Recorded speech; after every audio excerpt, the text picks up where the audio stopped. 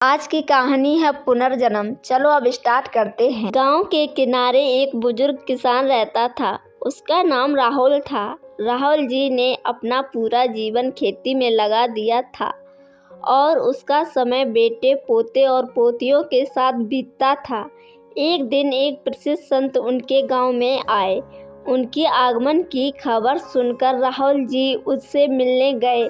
वे संत ध्यान में डूबे हुए थे, लेकिन उन्होंने राहुल जी से पूछा जाने पर उनकी समस्याओं को सुना। राहुल जी ने कहा, महात्मा, मुझे अपने जीवन में संतोष नहीं है। मेरे पास पैसों की कमी नहीं है। मेरे पास एक सुख परिवार है, लेकिन मेरे मन को शांति नहीं मिलती।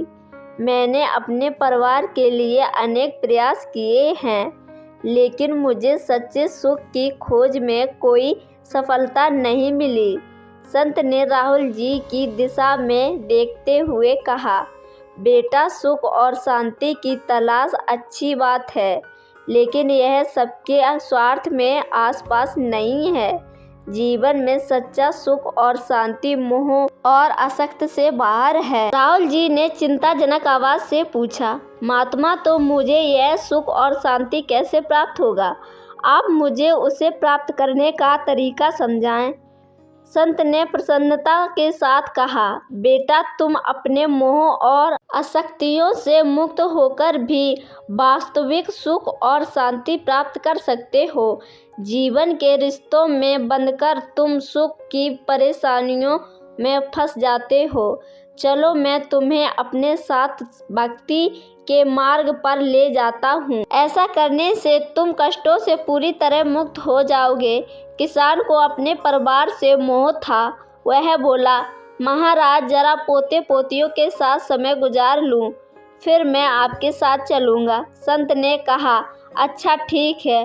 कुछ वर्षों के बाद संत वापस आए तो वृद्ध किसान इस बार बोला, जरा अपने पोते पोतियों का ब्याह देख लूँ, फिर मैं आपके साथ चलूँगा। संत ने इस बार भी किसान की बात में हामी भर दी। कुछ वर्ष के बाद फिर से संत आए तो उन्होंने देखा कि वृद्ध किसान के घर के बाहर एक कुत्ता बैठा है। संत ने अपने योग बल से जान लिया कि वृद्ध किसान की मृत्यु हो गई है और जब उसने इस कुत्ते के रूप में नया जन्म लिया है।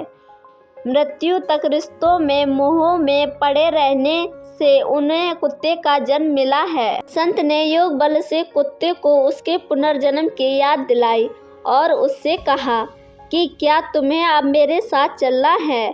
तो वह बोला, मेरे पड़पोते पड़पोती अभी नादान हैं और आजकल ज़माना भी बहुत ख़राब है। इस वजह से मुझे उनकी रखवाली करनी है। वो थोड़े समझदार हो जाएं, फिर मैं आपके साथ चलूँगा। संत हंसकर बोले, अब नहीं आऊँगा, क्योंकि तुम फिर कोई बहाना बना दोगे। इस कहानी का यह अर्थ है कि सांसारिक जीव कभी भी अपने परिवार के मोह से मुक्त नहीं हो पाता। इंसान पूरा जीवन काल अपने परिवार के प्रति दायित्वों को निभाता है, लेकिन जब वह अपने जीवन के अंतिम पड़ाव पर होता है, तब भी वह रिश्तों के मोह में बंधा रहता है। इंसान को अपने खुद के लिए इतना तो करना चाहिए कि कम से कम वृद्धावस्था में रिश्तों का मोह त्याग कर ईश्वर का नाम स्मरण कर मोक्ष का रास्ता चुने।